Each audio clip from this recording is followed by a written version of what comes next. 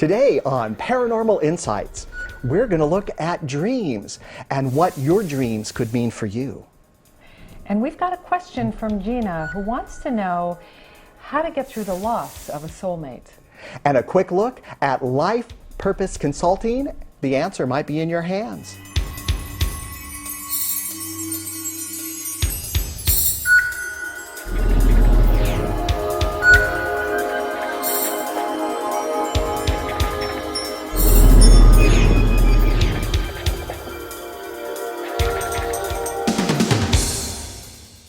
I'm Joseph Ernest Martin. And I'm Linda Potter. And this is Paranormal Insights, where we bring you the latest and the best from the metaphysical world. Here you'll find real tools and insights to your questions as we bring you answers from beyond the ordinary. Linda is a hypnotist with a specialty in guided meditation and past life regression. She's also the author of a wonderful new book, The Miracle of Self-Healing. An award-winning psychic for over 20 years, Joseph Ernest Martin is author of the international bestseller, The Quest to Row, and recipient of the Visionary Award of Excellence. You know, dreams are a very interesting topic because all of us dream every single night, whether we even know it or not. And even in my dreams too, I've had experiences where for a long time I was falling off this cliff and there were like trees and rocks below. And as I had this dream again and again and again, I actually programmed my subconscious to allow me to hit the bottom. And when I hit the bottom, I was fine. I like bounced on the ground. It was the most wild thing. We've all had dreams that we don't understand. Let's take a look at the 7 most common dream types and what they could mean for you. Number 7, missing a boat or plane. This is a frustration dream. This dream often occurs when you have a difficult and important decision to make. This dream can mean that you feel that you have missed out on an important opportunity in your real life. When you have this dream, pay attention to what is around you and take advantage of your opportunities now. Number 6, failing a test.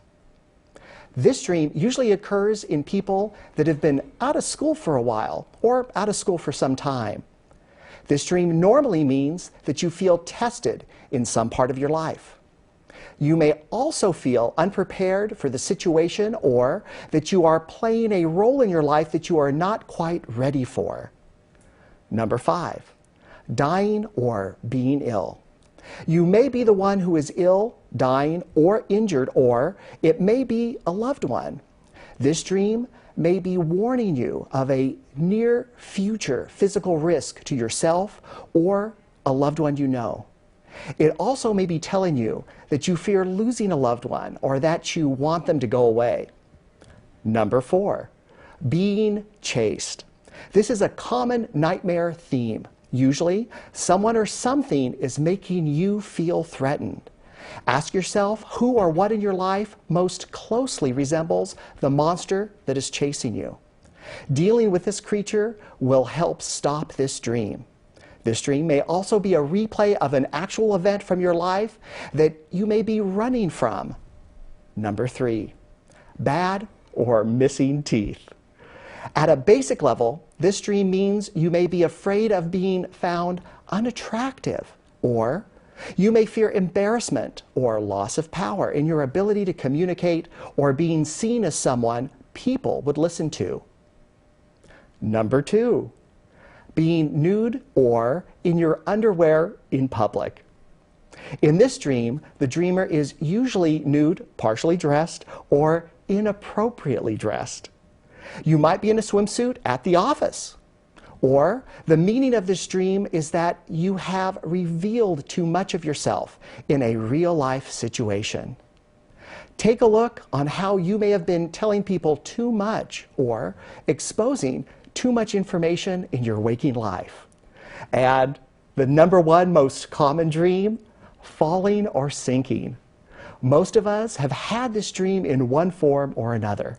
One of the myths about a falling dream is that if you hit the bottom and die in your dream, that you'll die in your real life. But I can personally tell you that this is not true.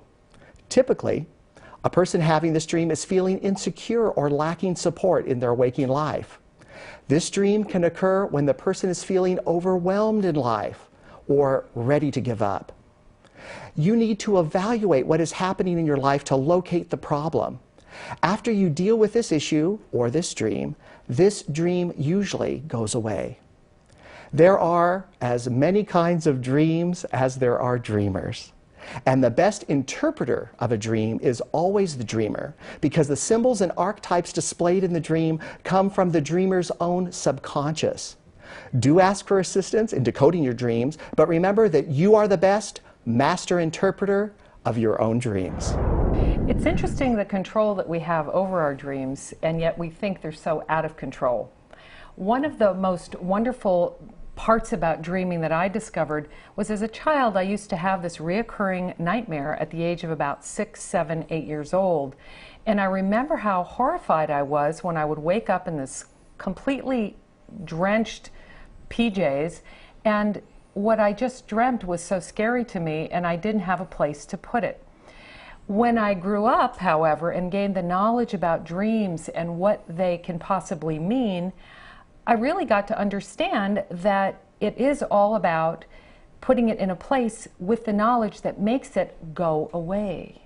Well, you know, sometimes we do want our dreams to go away because they can be frightening or scary. And, you know, I've even questioned that sometimes on why would a dream be so scary? But sometimes I feel like it's my subconscious trying to talk to me and get me to remember the dream, whether I want to or not. And the only way to get me to remember it is if it's scary or dramatic or incredible. And then I wake up and remember it. Researcher and professional lecturer David Wilcock, like Carl Jung, the founder of analytical psychology, is a believer that your dreams are a language of metaphors, that everything in your dream, every person, every house, and every method of transport, that everything is about yourself. Even issues dealing with other characters, unless there are specific tie-ins to a particular relationship or situation with someone. Any childhood problems, repressed memories, or emotional scars will be brought into your dream world by your subconscious. In doing so, it allows your conscious mind to analyze the subconscious stories that are your dreams.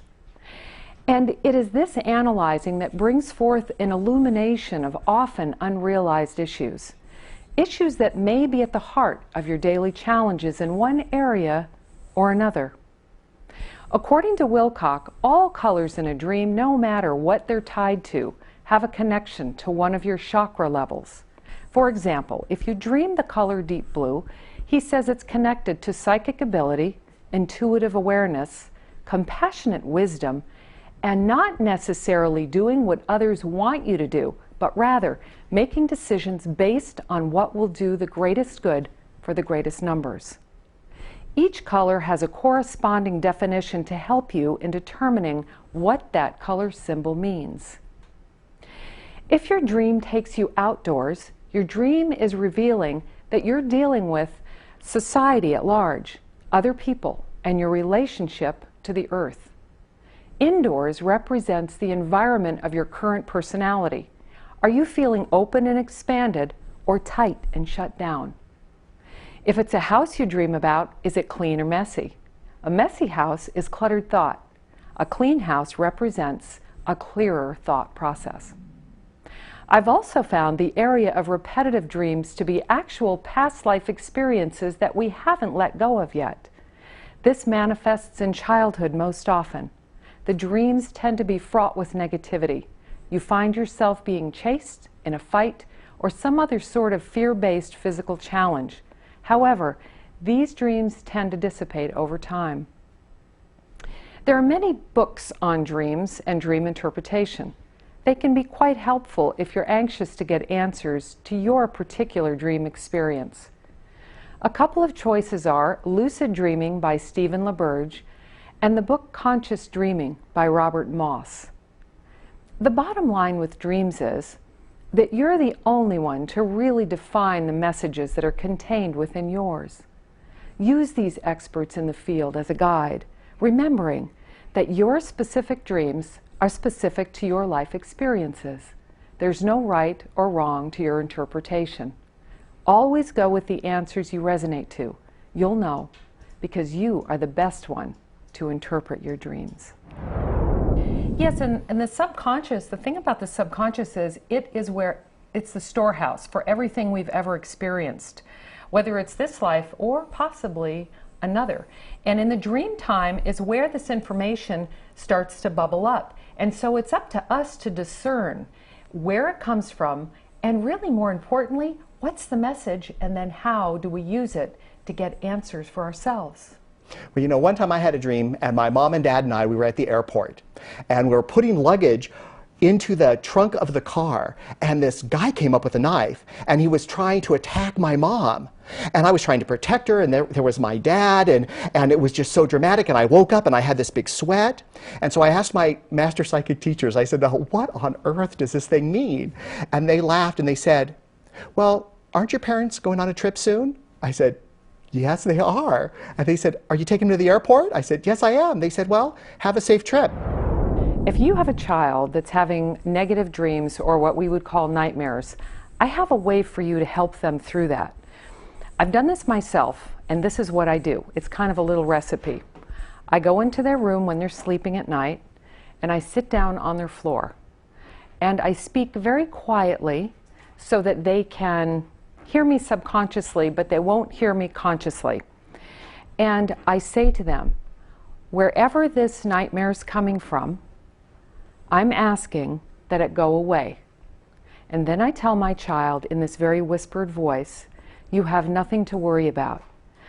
The nightmares that you're having come from another place, another time, and you don't need them anymore. So let them go.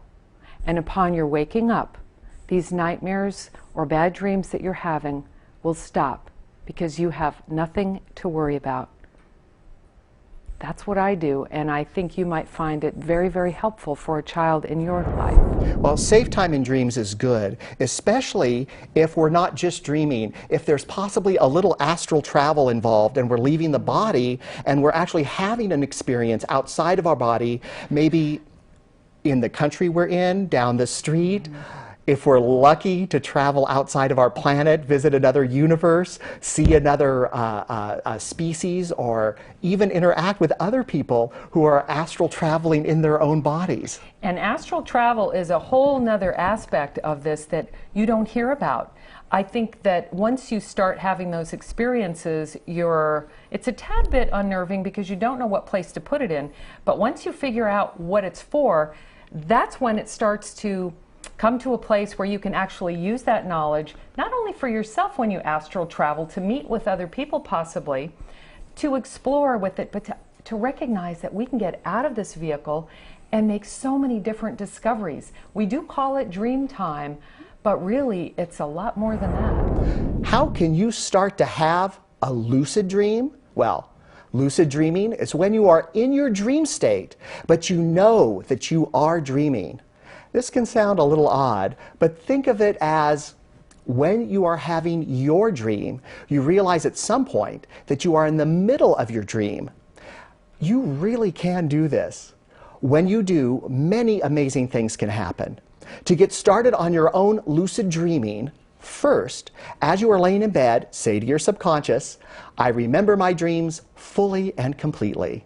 In every dream I am awake and can direct my dreams in any way I choose.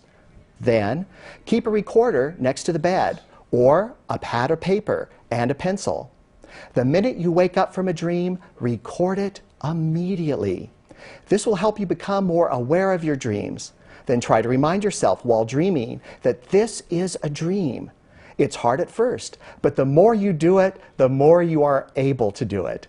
In lucid dreams, you can go to amazing places or talk with people both living or dead. Lucid dreaming can give you the opportunity to solve difficult problems and wake up with the answers. So the next time you get ready for bed, remember that you can access your dreams and wake up refreshed with the knowledge you need to succeed on your life path. When it comes down to it, we really are the best ones to discern what our dream really meant to us. It takes a little bit of figuring it out, but with the tools and a little information, you have everything it takes to figure out everything about your dreams. And now we have a question from Gina asking about the loss of her soulmate. I have a question in regards to, I feel like I met my soulmate, my love of my life, and I just wonder what happened, how is he? It's very difficult to move on from his love, and so I just really wonder about that all the time since he's passed. Gina, that's really a great question, and I can't even imagine what it's like to lose a soulmate, a beloved one. I've asked my guides to come in, I've shuffled the cards, and we're going to see what the message is for you. Now, the first thing I want to tell you is you are still carrying around the pain of this. This question really is a very important question for you. I absolutely feel it, and I want to tell you that there are a lot of nice cards here in this reading for you. Let's start with the number 1 card. This is 10 of Swords, and it talks about the 10 swords piercing you. And so that really is pain. That is emotional pain. That is physical pain. That is harm to the physical body. It is crossed with a Magician card, which is good, which means you can actually control what's happening emotionally with you right now, even after losing your soulmate. You are still very connected to this person, and the energy is present, and I don't see you letting go of that, but you can let go of the emotions that are coming through you at this time. I know part of you doesn't feel like going forward right now, and that's your Chariot card reversed. However, you have the Star card of hope representing you in this reading. And this says that your future is hopeful and positive, whether you feel it or not. Now, you do have the Devil card in the Self position, so that means even listening to me in this reading, that you're going to have doubt about what I'm saying, and you're going to be questioning a lot about this process you're in. But I want to tell you, your cards say, your guides say, don't make big issues out of small issues. And I know I say that and I even cringe myself.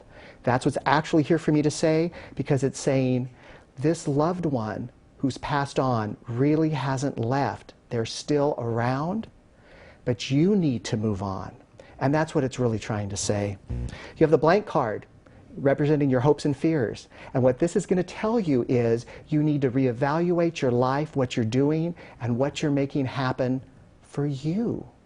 Your outcome card is 9 of Stones, material gain.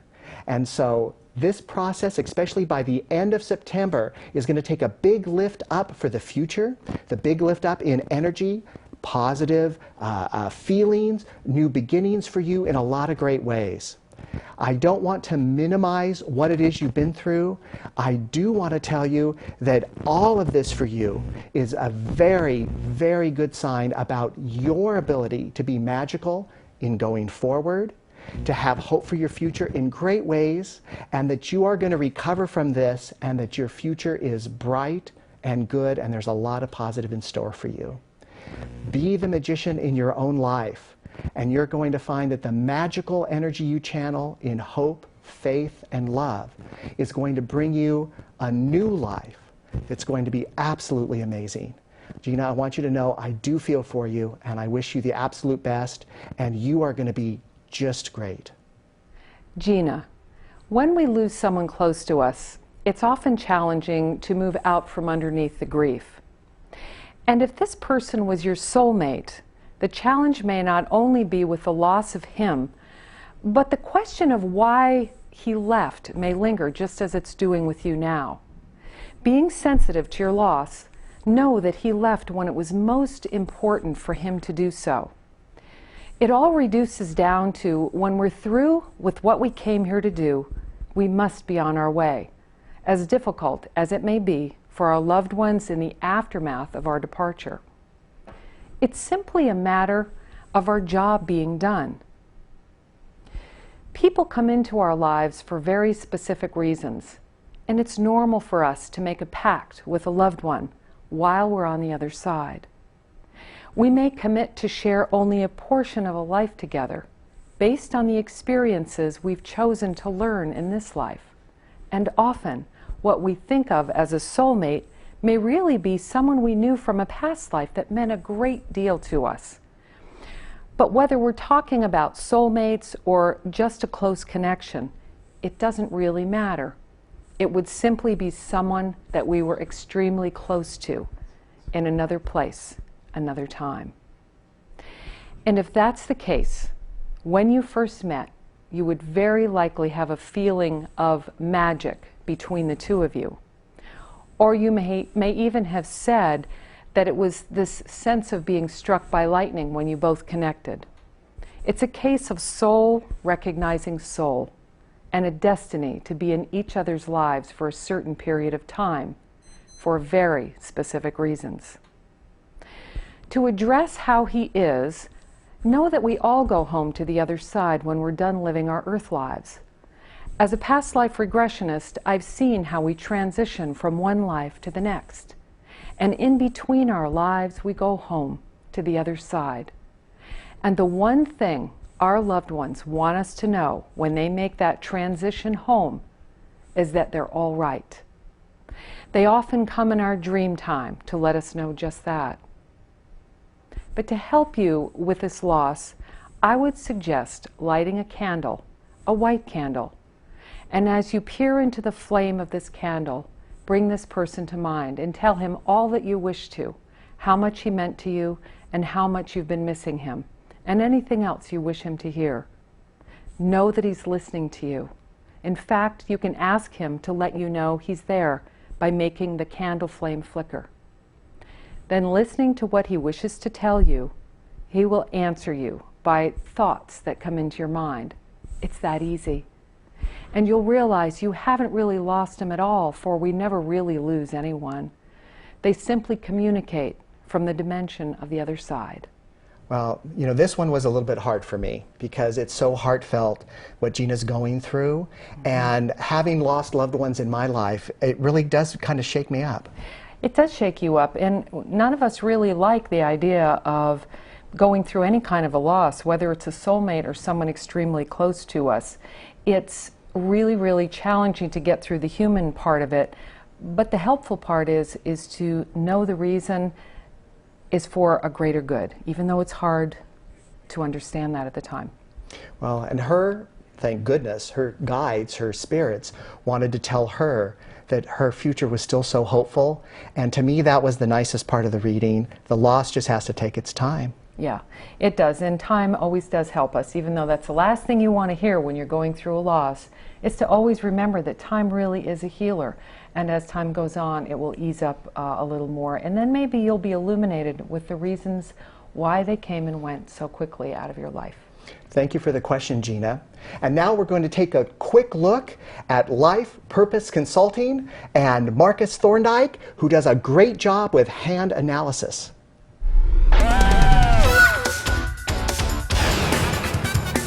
Hello, we're here today with Markus Thorndike. Markus does something a little bit different. He is a personal consultant, but he does this through hand analysis, but he has a little different way to do this. And Markus, I'd like you to tell our viewing audience a little bit about what you do. Be happy to. Yes. Well, I'm a life purpose consultant and a hand analyst, and so like these shows that we're at today, I'll read hands for about 20 minutes, give people a taste of my work. My focus in general is on your life purpose, on why you are here on the planet, on the big picture of things. So I'm not just necessarily going to answer a question about what's going to happen in your life next week or even next month, but I'm going to talk about who could you be in 5 years? Who can you develop yourself into? What is your best path to achieve that? So it's a bigger picture than just a quick read about the right now and all the maybe everyday life questions we have. This is a life purpose type of a reading. Yeah, and it offers a slightly different perspective from a traditional, like a psychic reading that we often have at these shows. I completely respect the psychic work. And what I notice is that often psychics are working with guides who are working with the energy and direction that people are already going on in their lives. And so the guides are trying to assist, well, how can we best help that energy in that direction? Well, that may not actually be the right direction for the person. So sometimes they want to go this way, but they need to take a couple of years to make that long turn. And my work can help you see, oh, you need to start making that long tack to this direction in your life and shift your energy there. My question is, how do you see that in the palm of a hand? Well, the lines of the hands reveal gift markings and special talents.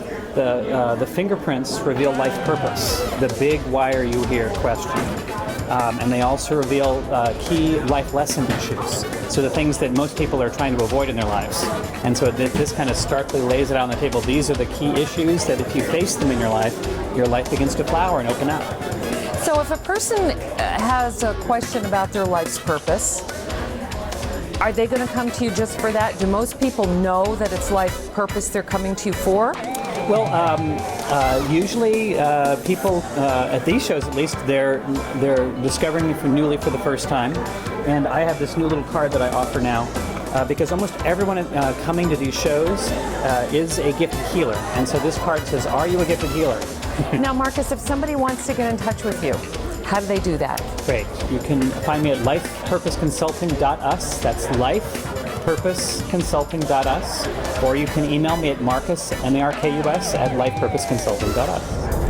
We want to answer your questions and address your topics. If you have questions you want answered, let us know. If you have topics you'd like us to look into, drop us an email. I'm easy to find. You can find me at Joseph Ernest Martin at questtarot.com or email me at joseph@questtarot.com. And you can find me at my website at sightforhealing.com or email me at linda@sightforhealing.com. You can view this program on Comcast Channel 17 in Sacramento County and at accesssacramento.org on Tuesdays and Thursdays at 9:30 p.m. Pacific Standard Time. And don't forget to watch our companion show, Paranormal Connection, with host Donna Wilberg, the first and third Thursdays of the month. We're also easy to find on YouTube, Vimeo, and Facebook. Just search for Paranormal Insights, Joseph Ernest Martin, or Linda Potter. And you can see our new weekly series, The Magic Minute, where we bring easy-to-use magic to enhance your life every Wednesday on Vimeo and YouTube, because it only takes a moment to make magic.